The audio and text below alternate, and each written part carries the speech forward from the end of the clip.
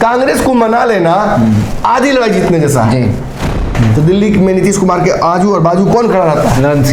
ललन सिंह और संजय झा, अशोक चौधरी सरीके नेताओं को पीछे रखा जा रहा है जो नीतीश कुमार के बहुत करीबी थे। नरेंद्र मोदी को चैलेंज करने चल रहे हैं, जिनका संगठन भाजपा सबसे बड़ा संगठन है इस विश्व का राजनीतिक संगठन, और आप उसके सामने किसको प्रस्तुत कर रहे हैं? तो नीतीश कुमार। बस नीतीश वो फैसला ले लें कि पार्टी विलय कर देना है कल, और देखिएगा भगदड़ कितनी खतरनाक मचने वाली है कि कार्यक्रम उनका सब कुछ किया हुआ, उनका दीपो जलाने के लिए उनको नहीं बुलाया गया। अपमानहीन है जी।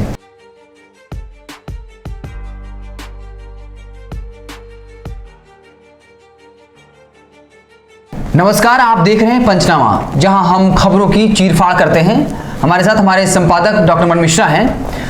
आज हमारे स्टेचर पे एक बहुत बड़ी खबर है। लगातार ये जेडीयू पर आरोप लगता है कि पूरा कब्जा जो है वो जेडीयू के राष्ट्रीय अध्यक्ष ललन सिंह का हो गया है, भूमिहार का हो गया है। इसलिए कोरी कुर्मी जो है जेडीयू में काफी नाराज हैं। और अब जो बड़ी खबर हमारे पास है वो ये है कि ललन सिंह के कह सकते हैं कि तानाशाही की वजह से बड़ी संख्या में नीतीश कुमार के सैनिक फरार हो चुके हैं। पूरी खबर क्या है सर?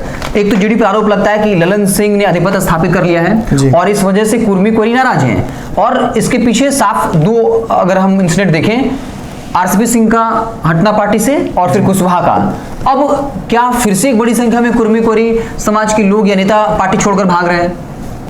देखिए, एक बात तो यहाँ आप सबसे पहले जान लीजिए कि ये जो पार्टी है इसकी नींव किस आधार पर रखी गई है। जदयू समता पार्टी का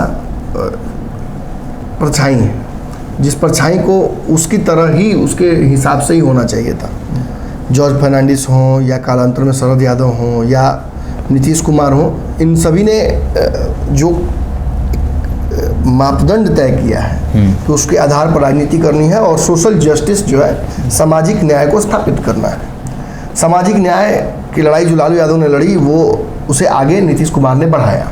उसमें जो बाहरी तत्व थे उनको बाहर निकाला, जिनकी आवश्यकता नहीं थी, एंटी सोशल एलिमेंट्स उनको बाहर किया, और नीतीश कुमार ने बिहार को ऐसी जगह जहां पहुंचा दिया जहां से अब आर्थिक क्रांति बिहार में लाई जा सके। लेकिन उसके पहले कई विसंगतियां फिलहाल नीतीश कुमार के सामने प्रस्तुत हैं। देशव्यापी गठबंधन बनाकर भाजपा को रोकने चले गए वो दिल्ली। बिहार में गठबंधन संभल नहीं रहा है।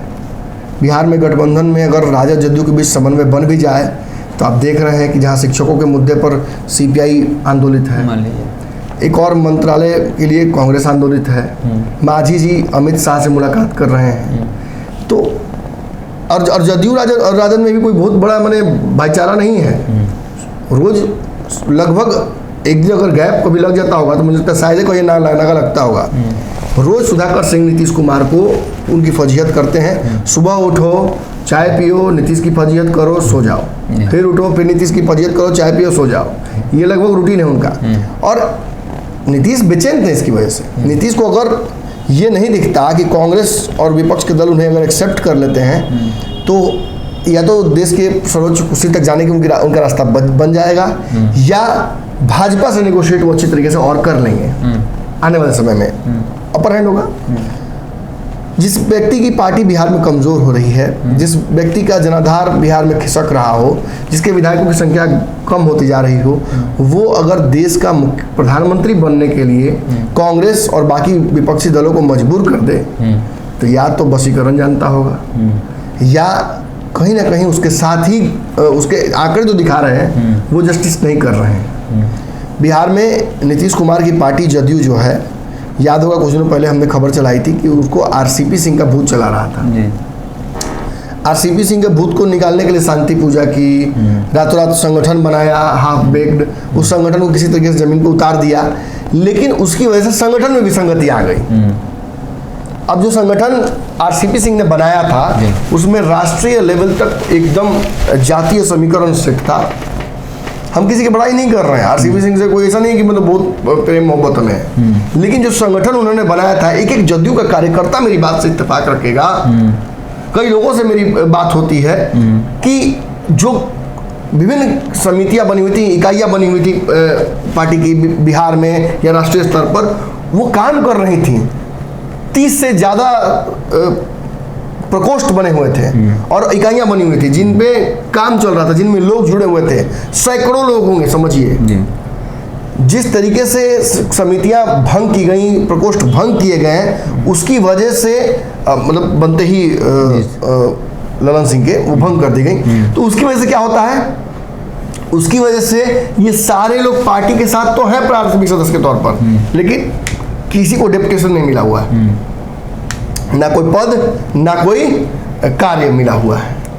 तो जदयू बिहार में कमजोरी ना हो रही होगी जब इतने प्रकोष्ठ थे, प्रकोष्ठ काम नहीं कर रहे हैं, तो उस प्रकोष्ठ के लोग कहीं कहीं इतना सेट हुए होंगे, कोई कहीं और काम कर रहा होगा, किसी और संगठन में चला गया होगा।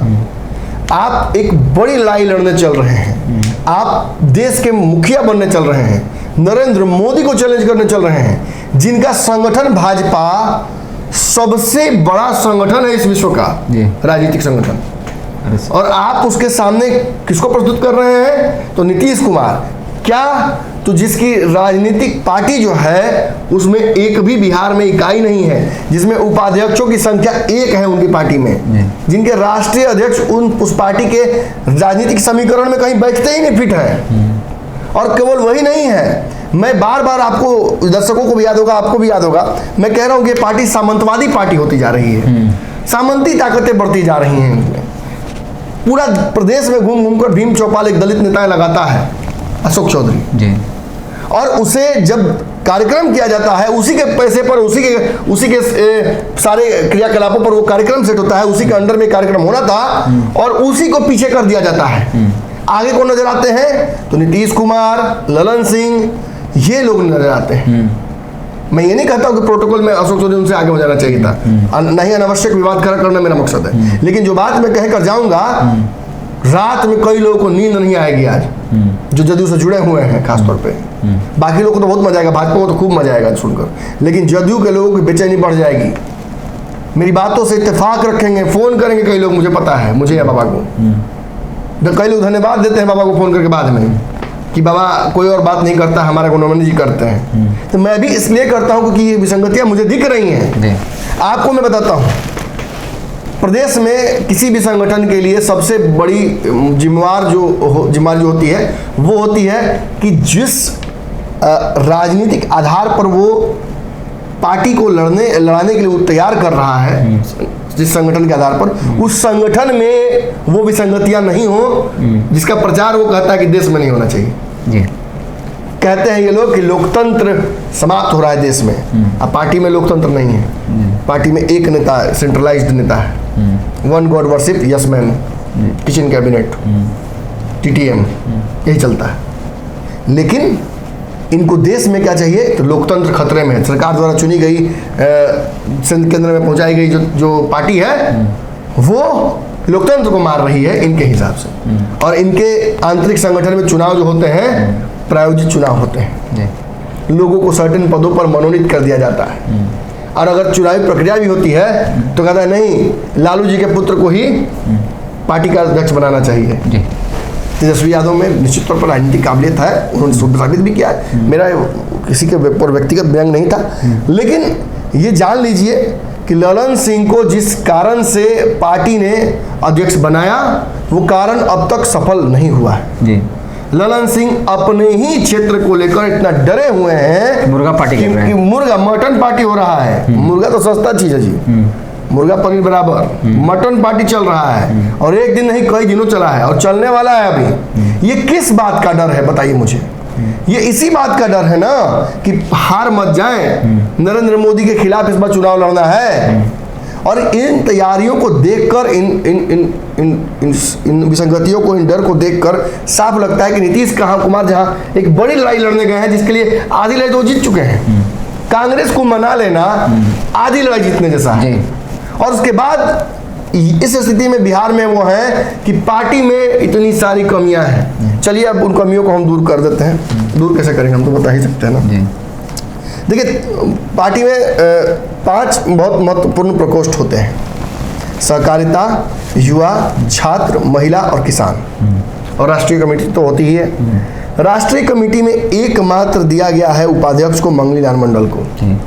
राष्ट्रीय अध्यक्ष पार्टी के भूमिहार हैं जी। बिहार में संगठन को की जो इकाइयां तो सब ध्वस्त हैं, लेकिन जो इकाइयां जिंदा हैं उन इकाइयों के बारे में जान लेते हैं। महिला अध्यक्ष पार्टी की जो है वो भूमिहार है।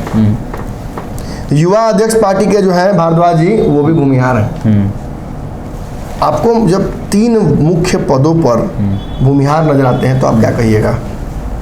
ये नया पार्टी बिहार में बना था आरजेजेपी, भूमिहार ब्राह्मणों की पार्टी बनी थी। वही पार्टी नहीं बनती जा रही कहीं ना कहीं। मैं किसी की क्षमता और किसी के काबिलियत पे सवाल नहीं खड़े कर रहा हूँ, ना ही अनावश्यक रूप से सवर्णों में वो बेचैन करने की मेरी कोशिश है, और ना ही जो पिछड़ा जाति के लोग हैं या लौकुश समाज के लोग हैं उनको आंदोलित करना मेरा मकसद है। सवाल तो पूछ सकते हैं ना। राष्ट्रीय अध्यक्ष जी सुन रहे हैं कि मुलाकात नहीं करते हैं। कल ही खबर आई कि 2-3 जिलों से जत्था चला था लौकुश समीकरण का, और पार्टी कार्यालय में आकर विरोध करके गया है। क्या विरोध करके गया है? कि राष्ट्रीय अध्यक्ष तनाशाह हो गए हैं, पार्टी के लोग बात नहीं सुनने वाले हैं, पार्टी फोरम में बात रखने के लिए जगह नहीं है। ये आरोप लग रहे हैं। ये आरोप क्यों लग रहे हैं? क्योंकि जो प्रकोष्ठ बनाए गए थे पार्टी के द्वारा, बनाए जाने चाहिए था आरसीपी सिंह के मैंने हटने के बाद, जो फिर ललन सिंह बने, तो उसके बाद जो प्रकोष्ठ बनेंगे उन प्रकोष्ठों के आधार पर ही समीकरण सेट किया जाएगा और सभी जातीय समीकरणों को उसमें स्थान दिया जाएगा। आप अब देखिए नीतीश कुमार जी को क्या हो गया ना, नीतीश कुमार जी बना के खाने में विश्वास नहीं रखते हैं, बनी बनाई चीज को उठाकर लाना पसंद करते हैं। इतने सारे इनके आसपास राजपूत नेता हैं, किसी को जगह नहीं मिल रहा है, किसी को जिम्मेवारी नहीं मिल रहा है। हो रहा है क्या कि बाहर से इंपोर्ट करके आनंद मोहन को लाएंगे, बाहर से इंपोर्ट करके नेताओं को ले आएंगे, मटन पार्टी कराएंगे और इसके आधार पर उम्मीद लगाएंगे कि हम बिहार में भी मतलब 35 विधायक डालें, 40 विधायक डालें भाजपा के और मोदी के खिलाफ, और क्या करें, और देश के प्रधानमंत्री बनने की तैयारी हम शुरू कर दें। निश्चित तौर पर एक बहुत बुरे दौर से जदयू गुजर रही है। मैं बार बार कह रहा हूँ, अशोक चौधरी सरीके नेताओं को पीछे रखा जा रहा है जो नीतीश कुमार के बहुत करीबी थे, और जो ज़्यादा काम करने वाले में से नीतीश कुमार जो काम देते हैं उसको सुनिश्चित करने वाले में से हैं। लेकिन दिल्ली जाते हैं नीतीश कुमार, तो दिल्ली में नीतीश कुमार के आजू और बाजू कौन खड़ा रहता है? ललन सिंह और संजय झा, और उसकी वजह से असंतोष फैलता है पार्टी में।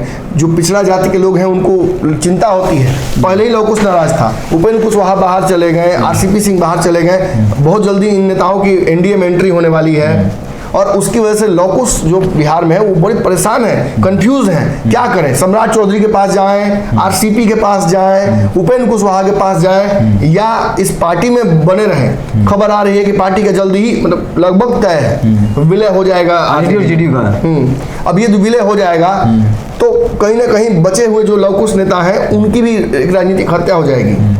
जब आप यादव समीकरण में जाते हैं तो वहाँ लौकुश समाज के इन नेताओं को स्थान बहुत नहीं मिलने वाला है। राजद के पास पहले से ही बिहार में सबसे ज़्यादा कुशवाहा विधायक हैं लौकुश समीकरण के, उसमें स्थान किसी के लिए बचता नहीं है। इनमें से ज़्यादातर लोग उन्हीं लोगों से चुनाव हारे हुए हैं, उन राजद के लौकुश समीकरण के विधायकों से कहीं स्थान नहीं मिल रहा है। अंततः ये छटक कर भागेंगे। कई संगठन, कई इनके कई प्रकोष्ठों के अध्यक्ष और कार्यकर्ता सैकड़ों ऑलरेडी संपर्क में है। कोई एनडीए में है, कोई सम्राट चौधरी से बात कर रहा है, कोई आरसीपी सिंह के साथ जाने की तैयारी कर रहा है। बस नीतीश वो फैसला ले लें कि पार्टी विलय कर देना है कल, और देखिएगा भगदड़ कितनी खतरनाक मचने वाली है। एक समीकरणों की तरफ हमारा ध्यान जाता है। राजपूत समीकरण को साधने के लिए अपने राजपूत नहीं बल्कि बाहर से राजपूत लेके आएंगे। अशोक चौधरी को पूरा बिहार घुमा दिया दलित राजनीति के लिए, और अंततः ले आकर पटक दिया कार्यालय में। और वहाँ क्या हुआ कि कार्यक्रम उनका सब कुछ किया हुआ, उनका दीपों जलाने के लिए उनको नहीं बुलाया गया। अपमानहीन है दलित कार्यकर्ता का, वो भी मैंने बाबा साहेब अम्बेडकर की जयंती के दिन। फिर प्रकोष्ठों में किसी भी लौकुश को जगह नहीं मिल रहा है। 1-2 जगह जो मिला भी है वो भी आप देख सकते हैं कि मतलब कोरम पूरा करने के लिए क्या किया गया है। कई लोग का ऐसा नाम दिया गया है जो इस संगठन में है, जो वास्तविक तौर पर आरएलजेडी में जाके काम कर रहे हैं। तो कहीं ना कहीं आप समझिए कि जो तैयारियां जदयू की हैं वो बिहार में ही नाकाफी हैं, और इन्हें प्रदेश का मुखिया तो है ही, देश का मुखिया इन्हें बनना है। कहीं ना कहीं लगता है कि मतलब मुंगेरी लाल के हसीन सपने पकाए जा रहे हैं। और निश्चित तौर पर देखिए नीतीश में काबिलियत पूरी है, मैं फिर एक बात ये बोल के जाऊँ यहाँ, नीतीश में काबिलियत पूरी है, नीतीश के पास टेक्निक भी सही है, लेकिन सबसे बड़ी गलती नीतीश कुमार से हो रही है कि वो आसपास अपने जो जिन लोगों को उन्होंने जिम्मेदारी दे रखी है कि इस रणनीति को जमीन पर उतारो, वही पूरी तरीके से विफल नजर आ रहे हैं। वो किसी और रणनीति पे काम कर रहे हैं जिसकी वजह से इनका कोर वोट, कोर जो है पार्टी का ढांचा जिस पर टिका हुआ है पार्टी, वही चरमरा रहा है। तो ये आज का पंचनामा था, जहां ये बताया गया कि भूमिहारों का कब्जा होने के बाद कैसे जो कुर्मी और कुशवाहा हैं वो धीरे धीरे पार्टी को छोड़ रहे हैं और कायदा नीतीश के सैनिकों में भगदड़ मच गई है। तो आपको हमारी बातचीत कैसी लगी कमेंट बॉक्स में जरूर बताइएगा। फेसबुक पर देख रहे पेज को लाइक कर लीजिए, यूट्यूब चैनल को सब्सक्राइब कर लीजिए। बहुत बहुत धन्यवाद।